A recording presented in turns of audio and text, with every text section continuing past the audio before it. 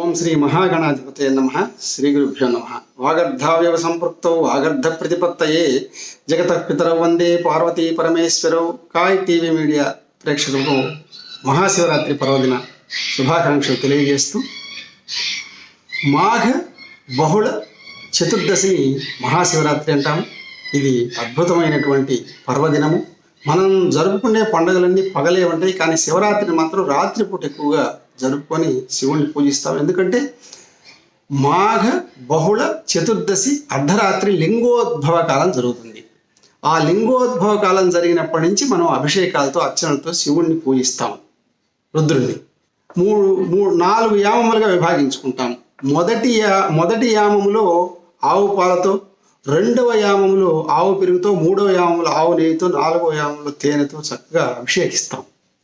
మహన్యాసపూర్వక ఏకాదశి రుద్రాభిషేకాలు నమక చమకాలతో చేస్తాం. ఆ తర్వాత అనేక పళ్ళ రసాలతో, వివిధ ద్రవ్యాలతో కూడా చేస్తాం. అఖండ ఫలితాలు వస్తాయి. ఆ తర్వాత పార్వతీ పరమేశ్వర కళ్యాణం చేసుకొని తరిస్తాం. ఆ విధంగా శివరాత్రి అంతా కూడా మనం గడుపుతాం. శివరాత్రికి ప్రధానంగా చెప్పిన నియమాలు ఏంటంటే ఉపవాసము, జాగరణ. ఏదో ఆరోగ్యం బాగలేని వాళ్ళు, బాలింతలు, పెద్దలు, పిల్లలు, వాళ్ళకి ఏదో కొంత ఆహారం తీసుకోవచ్చు, శరీరాన్ని పడుకోబెట్టి చేయబడలే. కాకపోతే శక్తి ఉన్న వాళ్ళు చక్కగా ఈ జాగరణ చేయటం, ఉపవాసం ఉండటం, శివుణ్ణి పూజించుకోవటం చేయాలి. ఇది శివరాత్రి నియమాలు.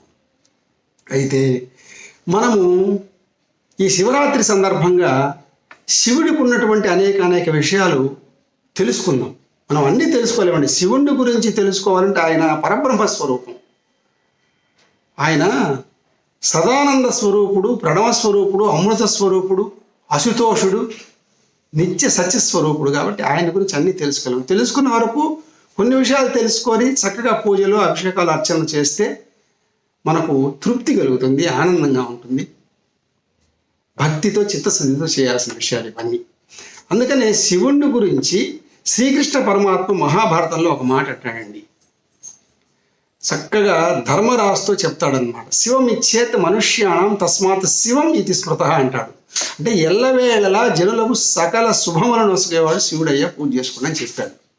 అలాగే మహానుభావుడైనటువంటి అగస్త్య మహర్షి కూడా అచింత్యం, అవ్యక్తం, అనంతం, అమృతం శివం అన్నాడు. అనంతం అంటే ఇన్ఫైన్ అంటాం కదా. కాబట్టి శివుణ్ణి గురించి కొన్ని విషయాలు మనం ప్రాథమికంగా తెలుసుకునే ప్రయత్నం చేద్దాం ఈ వీడియోలో. శివుడికి ఈ సృష్టిలో 12 జ్యోతిర్లింగాలు ఉన్నాయండి. ఈ శివరాత్రి రోజు ఆ జ్యోతిర్లింగాలని పూజించుకుంటే అఖండ ఫలితాలు వస్తాయని చెప్పి శివపురాణము, స్కాంద పురాణము, ఇతిహాసాలు, పురాణాలు, లింగ పురాణం అన్నీ తెలియజేసినాయి. కాబట్టి అవి ఏంటి? సౌరాష్ట్రే సోమనాథంచ, శ్రీశైలే మల్లికార్జునం, ఉజ్జయిన్యాం మహాకాళం, ఓంకారం అమరేశ్వరం, ప్రజ్వల్యాం వైద్యనాథంచ, ఢాకిన్యాం భీమశంకరం, సేతు బంధేతు రామేశం, నాగేశం దారుకావని, వారణాస్యంతు విశ్వేశం, త్రయంబకం గౌతమీతటే, హిమాలయేతు కేదారం, భృస్మేశంచ శివాలయే, ఏతాని జ్యోతిర్లింగాన్ని సాయం ప్రాతః పటే నరః, సప్త జన్మ కృతం పాపం స్మరణేన వినశ్యతి. అన్ని పాపాలు తొలగిపోతాయట స్మరించినంత మాత్రాన ఈ జ్యోతిర్లింగాలు. కాబట్టి భక్తులు అఖండ భారతావనిలో ఈరోజు జ్యోతిర్లింగాలకు వెళ్ళి అభిషేకాలు చేయాలని చాలా ఊళ్ళూరుతుంటారు. మోక్షప్రదం, పరమ పుణ్యము, ఆయురారోగ్య ఐశ్వర్యాలు కలుగుతాయని చెప్పి సమస్త పురాణాలు తెలియజేసినాయి. అలాగే మనకు పరమేశ్వరుడికి 5 రూపాలు ఉన్నాయండి, 5 ముఖాలు. అది కూడా తెలుసుకోవాలి సందర్భంగా. సత్యోజాత, వామదేవ, అఘోర, తత్పురుష, ఈశాన రూపాలు. ఈ సత్యోజాత రూపం ఎలా ఉంటుందంటే చంద్రుడి మాదిరిగా తెలుపు రంగులో ప్రకాశిస్తూ ఉంటుందండి. దీంట్లో నుంచి దాదాపు 2 కోట్ల గాయత్రి మంత్రాలు వచ్చినాయి.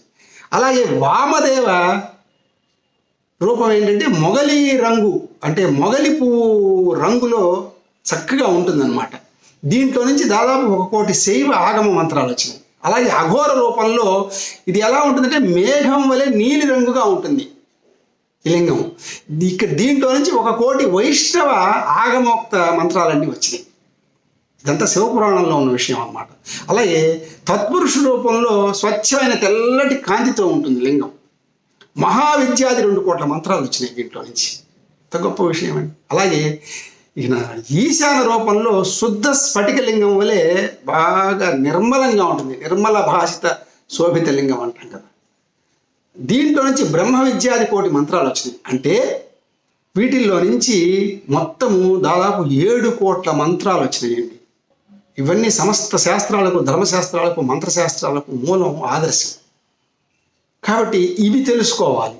అందుకని మీరు మనకు జ్యోతిర్లింగమైనటువంటి శ్రీశైలంలో వృద్ధ మల్లికార్జుని దేవాలయం ముందు మనకు ద్వాపర యుగంలో పంచపాండవులు ఈ సద్యోజాత వామదేవ అఘోర తత్పురుష ఈశాన విగ్రహాలు ప్రతిష్ఠించారు. అక్కడికి వెళ్ళినప్పుడు మనం వీటిని తాకి దండం పెట్టుకోవచ్చు.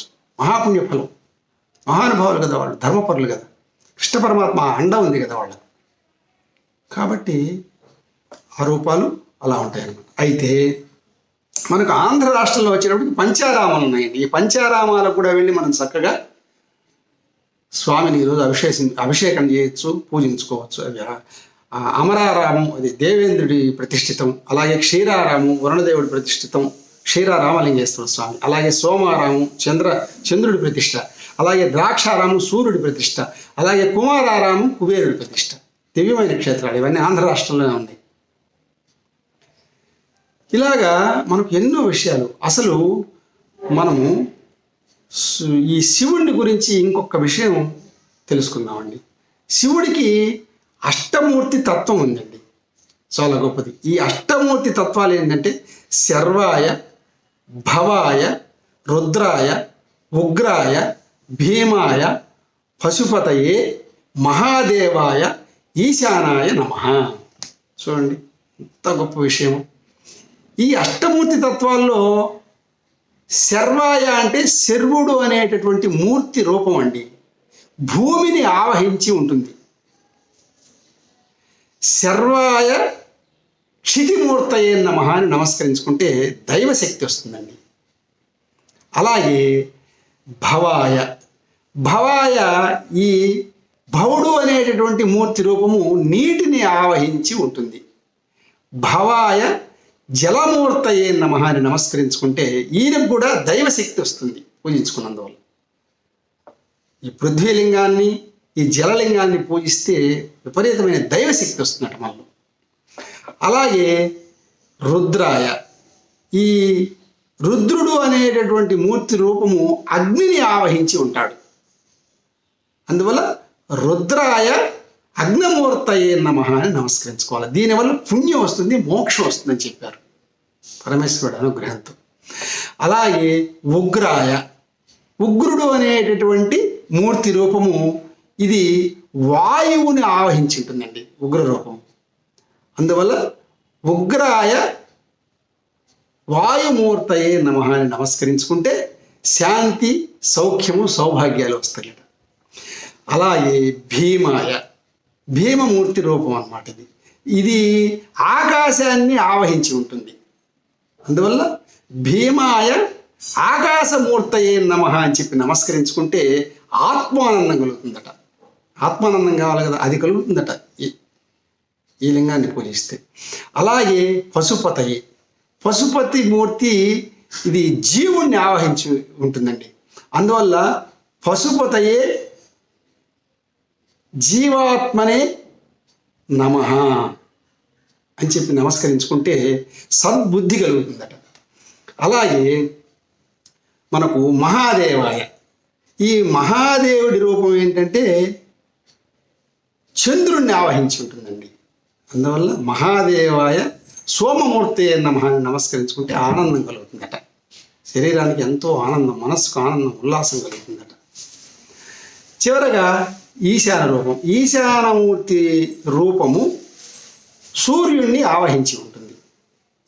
అందువల్ల ఈశానాయ సూర్యమూర్తయే నమః అని నమస్కరించుకుంటే సకల విద్యలు, జ్ఞానము, తెలివి, ఆరోగ్యం అన్నీ వస్తాయండి. అందుకనే ఏ పూజ చేసినా చివరిలో మనము ఈశాన రూపాన్ని స్మరించుకుంటాం.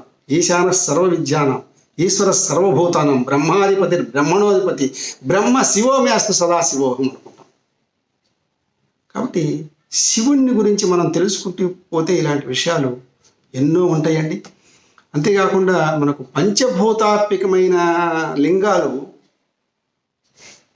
ఈ సృష్టిలో మనకు 5 ఉన్నాయండి. మనకు కాళహస్తిలో వాయులింగం ఉంది, అలాగే అరుణాచలంలో అగ్నిలింగం ఉంది, చిదంబరంలో ఆకాశలింగం ఉంది, కంచిలో పృథ్వీలింగం ఉంది, అలాగే జంబుకేశ్వరంలో జలలింగం ఉంది. ఈ క్షేత్రాలన్నీ శివరాత్రి రోజు అశేష భక్తజన సందోహం మధ్య కిటకిటలాడుతుంటాయండి. కాబట్టి ఈ వీడియోలో మేము చెప్పదలుచుకుంది ఏంటంటే, ప్రాథమికంగా ఇలాంటి విషయాలన్నీ తెలుసుకొని మనం శివుడికి గనక పూజ చేస్తే, ఇందాక మనం చెప్పుకున్నట్టు దైవశక్తి, పుణ్యం, శాంతి, సౌఖ్యం, ఆత్మానందం, సద్బుద్ధి, ఆనందం, జ్ఞానం, తెలివి, ఆరోగ్యం, ఆయురారోగ్య, ఐశ్వర్య, ధనకనక వస్తువు అన్నీ వస్తాయండి. కాబట్టి ఈ శివరాత్రి రోజు అందరూ కూడా అటు స్కంద పురాణం కానీ, లింగ పురాణం కానీ, పద్మ పురాణంలో కూడా ఈ ప్రస్తావనలన్నీ ఉన్నాయండి. అలాగే శివపురాణంలో అయితే అది అనంతం, ఎంత గొప్పగా శివుని గురించి చెప్పారు. మనం ఇంకా ఎన్నో విషయాలు తెలుసుకోవాలి. అవన్నీ కూడా కొన్ని ఎలా పూజ చేయాలి, ఎలా అభిషేకించాలి, ఏ పళ్ళ రసంతో చేస్తే ఏ ఫలితం వస్తుంది, అవన్నీ కూడా మళ్ళీ మనం ఇంకొక వీడియోలో తెలుసుకుందాం. అసలు కృతయుగంలో అయితే రత్నలింగాన్ని పూజించారండి. వాళ్ళకి ఆయుష్ ఎక్కువ కాలం బతికారు. అలాగే ద్వాపరయుగంలో స్వర్ణలింగాన్ని పూజించారు, త్రేతాయుగంలో స్వర్ణలింగాన్ని పూజించారు, ద్వాపరయుగంలో రసలింగాన్ని పూజించారు. ఈ కలియుగంలో పార్థివలింగాన్ని పూజిస్తాం. పార్థివలింగాన్ని పూజించడం కూడా చాలా గొప్ప విషయంగా మనకు పురాణాలు తెలియజేసింది. ఎందుకంటే త్రేతాయుగంలో శ్రీరామచంద్రుడు అనేక చోట్ల పార్థివలింగాన్ని ప్రతిష్ఠించి పూజ చేశాడండి.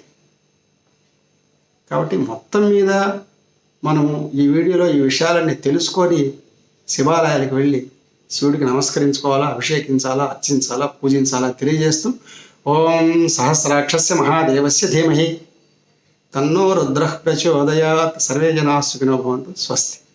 మరిన్ని అప్డేట్స్ కోసం మా కాయ్ టీవీని సబ్స్క్రైబ్ చేసుకోండి. మా వీడియో కనుక మీకు నచ్చినట్లయితే లైక్ చేయండి, షేర్ చేయండి. మీ విలువైన అభిప్రాయాలను కామెంట్ బాక్స్లో తెలియజేయండి.